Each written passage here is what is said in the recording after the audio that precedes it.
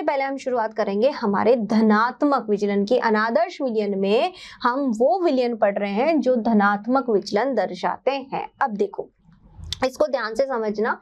देखिए मान लीजिए यहाँ पर हमने क्या किया, एक विलयन ले लिया। कौन सा विलयन लिया? ए, ठीक है, कोई ए विलयन ले लिया, ठीक है। दूसरा हमने यहाँ पर हमारा एक बी विलयन ले लिया, बी विलयन ले लिया, ठीक है। अब ए विलयन में हमने क्या लिया? ए विलयन में हमने यहाँ पे ले लिया है इथेनॉल। क्या ले लिया? इथेनॉल, CH3CH2OH, ठीक है, ठीक है, CH3CH2OH। दूसरा हमने यहाँ पे क्या ले लिया? हमारा एसीटोन। क्या ले लिया? C+O CH3CH3, ये क्या है? एसीटोन। एसीटोन ले लिया और एक हमने ले लिया अल्कोहल, ठीक है। अब क्या हुआ? अब देखो बच्चों, यहाँ पर हमने क्या पढ़ा था कि अनादर्श विलयन वो विलयन है जहां पर कि यहाँ पर जो आकर्षण बल होगा, यानी कि ए और ए के बीच में, ए और ए के बीच में जो आकर्षण है और जो आकर्षण बी और बी के बीच में है ना, वो आकर्षण ए और बी के बीच में नहीं होगा। यानी यहाँ जो हमारा विलयन बनेगा, यहाँ जो विलयन बनेगा, यहाँ लिख देती हूँ छोटा सा, यहाँ जो विलयन बनेगा इन दोनों को मिलाने से, ठीक है, ए और बी, यहाँ पे जो दो विलयन बन गए, यहाँ पे ए और बी को मिलाने से जो विलयन बना है, इनके मध्य में यहाँ पे और यहाँ पर क्या?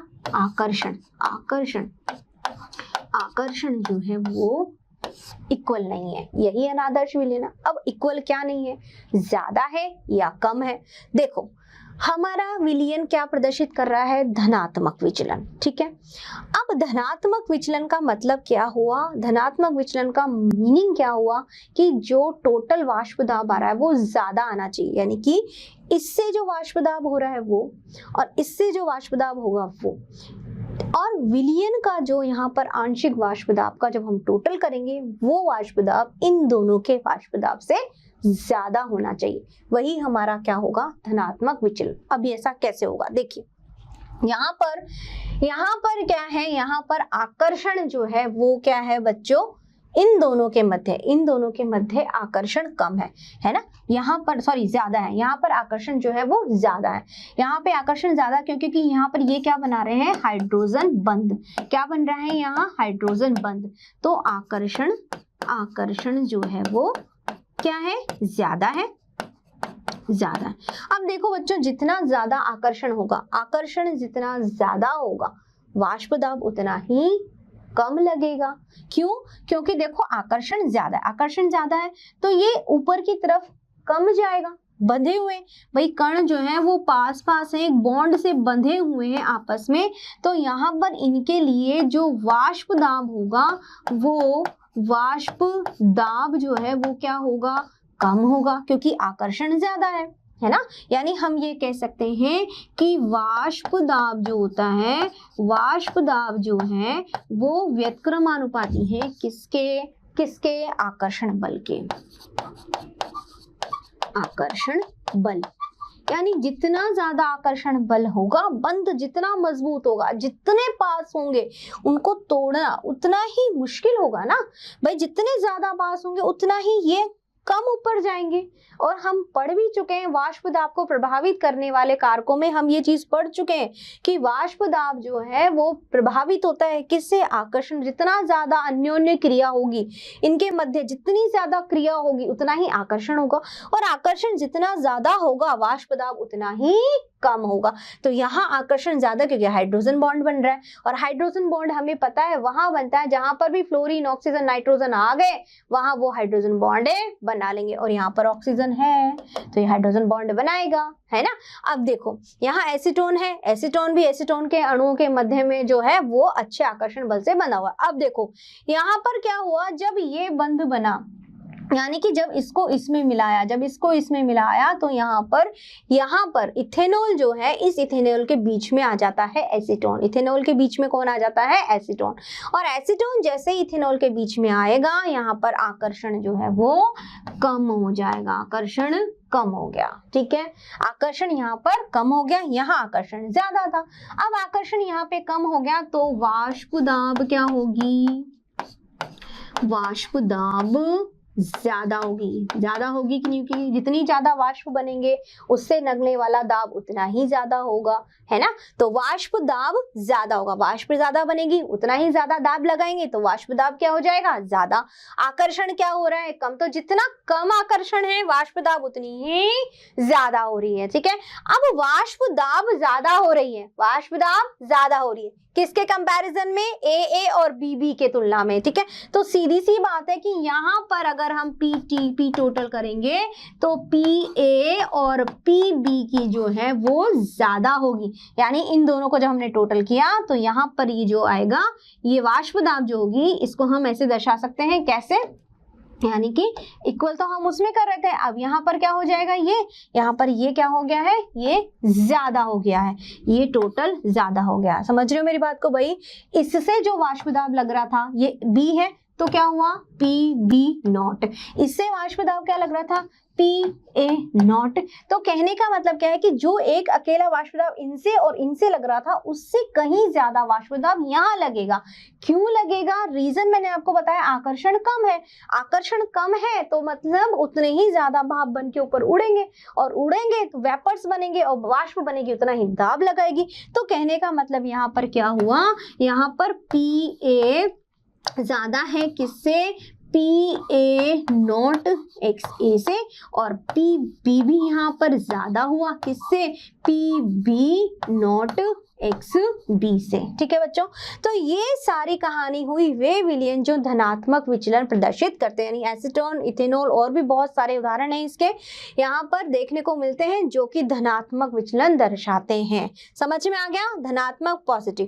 अब इसके लिए एक इंपॉर्टेंट बात और है, क्या है वो, क्या है, यहाँ पर क्या होगा, अब देखो आकर्षण कम है ना।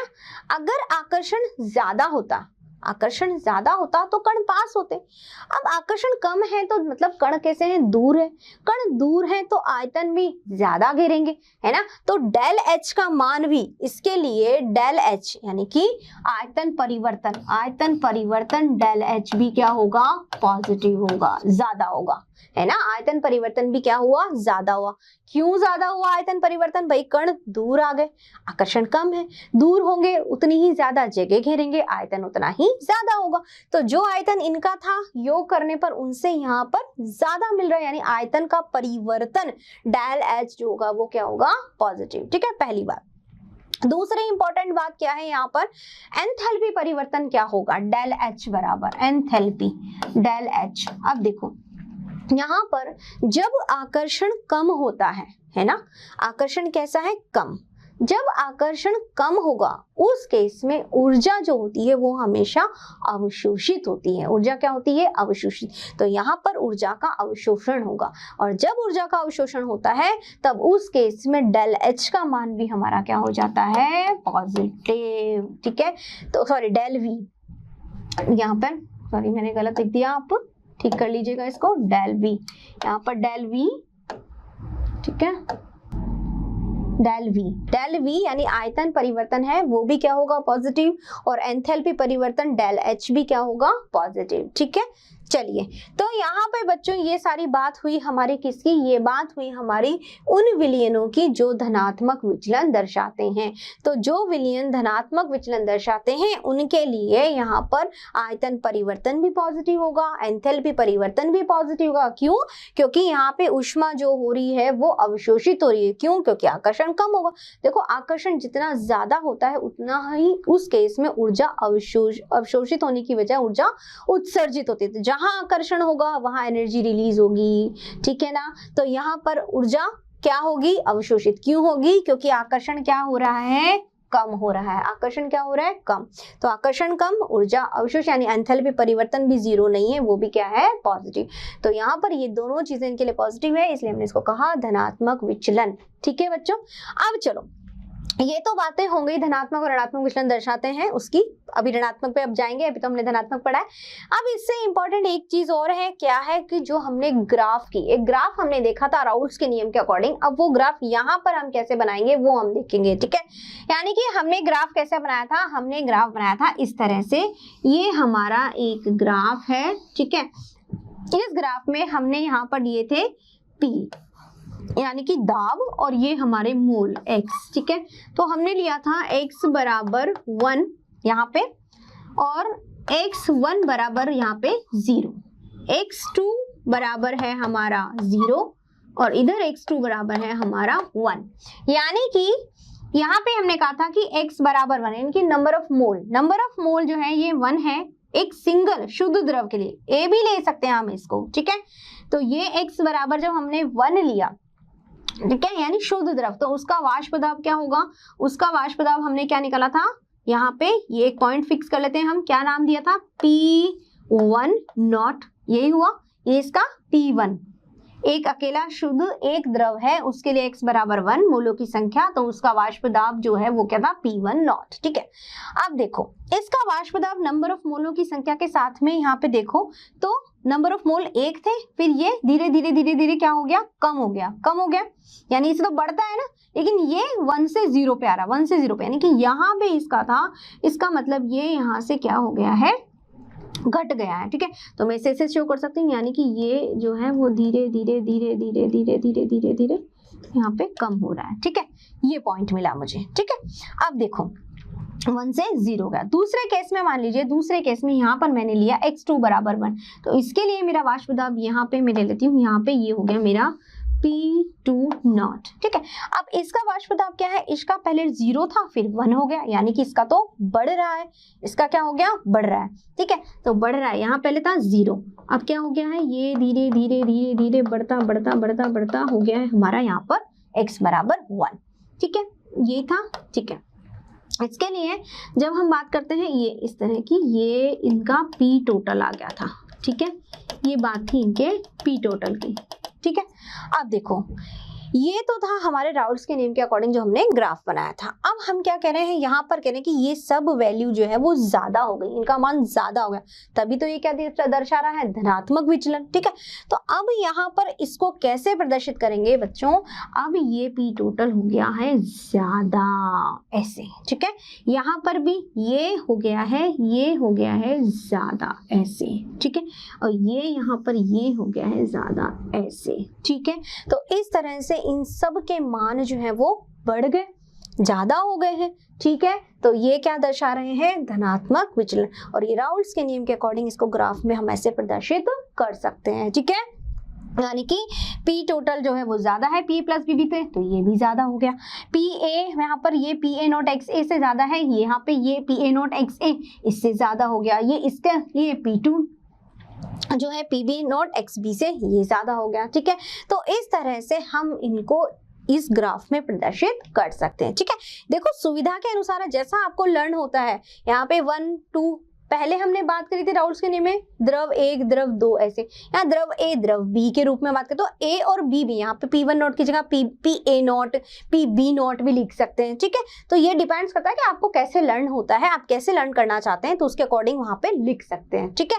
चलिए अब हम बात करेंगे बच्चों किसकी, अब हम बात करेंगे हमारा नेक्स्ट इंपॉर्टेंट है जो कि क्या है, ऋणात्मक विचलन दर्शाने वाले जो हमारे क्या है, विलयन है, ठीक है। अब ऋणात्मक विचलन कौन से विलयन दर्शाते हैं, देखिए ऋणात्मक विचलन के लिए हम बात करेंगे बच्चों, इसमें वे विलयन, अब हम बात करेंगे अनादर्श विलयन में वे विलयन जो ऋणात्मक विचलन दर्शाते हैं, ठीक है। अब ऋणात्मक विचलन कौन सा दर्शाते हैं वो देखिए, देखो यहाँ पे मान लीजिए हमने क्या किया, एक द्रव ले लिया, ठीक है, क्या ले लिया हमने यहाँ पे ले लिया एसीटोन, ठीक है, मान लीजिए CH3 C double bond O और यहाँ पर CH3 यानी A विलयन ले लिया। फिर हमने यहाँ पर दूसरा B विलयन हमारा क्लोरोफॉर्म ले लिया, ठीक है, HCCCl3 ClCl, ये क्या है हमारा क्लोरोफॉर्म, ठीक है। अब हमने ये B विलयन ले लिया, अब इन दोनों को मिलाने पर हमारा विलयन बना है A और B हमारा ये एक विलयन बन गया। अब इसमें क्या होगा, देखो यहाँ पर बच्चों ये क्या होगा कि यहाँ पे क्या है, आकर्षण जो है वो इनके मध्य यानी AA के मध्य आकर्षण और बी के मध्य जो आकर्षण हो रहा है, ठीक है, वो इसकी तुलना में कम हो रहा है, यानी यहाँ पर जो आकर्षण है वो ज्यादा है। यहाँ पर क्या होगा, यहाँ पर आकर्षण ज्यादा है, यहाँ पर आकर्षण ज्यादा है, और यहाँ पर जो हम बात करें दोनों में, तो यहाँ पर आकर्षण कैसा है, कम है, यानी कि यहाँ पे ज्यादा आकर्षण हो रहा है। जब ए और बी को हमने मिलाया तो ए बी के मध्य आकर्षण इनकी तुलना में ज्यादा है, ठीक है। अब देखो क्यों है ऐसा, ऐसा इसलिए होता है कि जब एसीटोन और हम क्लोरोफॉर्म को मिलाते हैं तो इसमें ऑक्सीजन है, इसमें हाइड्रोजन, ये इसके साथ क्या बना लेगा, ये इसके साथ बना लेगा हाइड्रोजन बॉन्ड, हाइड्रोजन बंध बना लेगा, हाइड्रोजन बॉन्ड बना लेगा, ठीक है। तो हाइड्रोजन बॉन्ड बन गया, यहाँ पे हाइड्रोजन बंध बन गया है, ठीक है। तो देखो जब हाइड्रोजन बॉन्ड बने तो आकर्षण क्या हो जाएगा, ज्यादा हो जाएगा। अब आकर्षण ज्यादा हो जाएगा तो यहाँ पर आकर्षण ज्यादा हो गया, दैट मीन्स वाष्प दाब क्या हो जाएगी, वाष्प दाब बताओ कम होगी कि ज्यादा होगी, आकर्षण बढ़ गया तो, हाँ जी बिल्कुल सही है, आकर्षण अगर ज्यादा हो गया है तो वाष्प दाब कम हो जाएगी, है ना। आकर्षण ज्यादा है तो वाष्प कम बनेगी, ठीक है।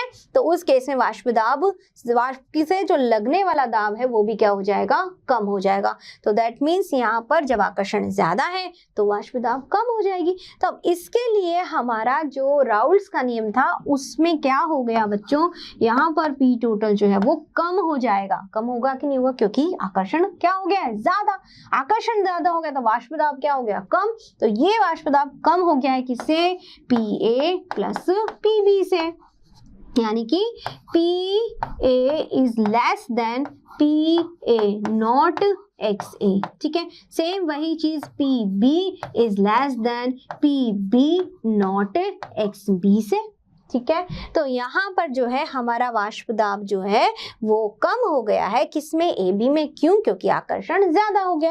अब यहाँ पर जब आकर्षण ज्यादा हो गया तो इसके लिए एंथैल्पी परिवर्तन भी क्या हो जाएगा बच्चों, बताइए, डेल V क्या हो जाएगा, डेल V जीरो तो नहीं है तो क्या हो जाएगा, यहाँ पर डेल V जो होगा वो क्या हो जाएगा, ज्यादा होगा या कम होगा, बताइए। यहाँ पर डेल V आयतन क्या होगा, कम या ज्यादा, भाई कण पास पास है तो कम जगह घेरेंगे तो आयतन क्या हो जाएगा, नेगेटिव, वैल्यू क्या आ जाएगी यहाँ पे, नेगेटिव, ठीक है, कम हो जाएगा। क्यों कम हो, क्योंकि कण पास आ गए तो जगह कम घेरेंगे, ठीक है।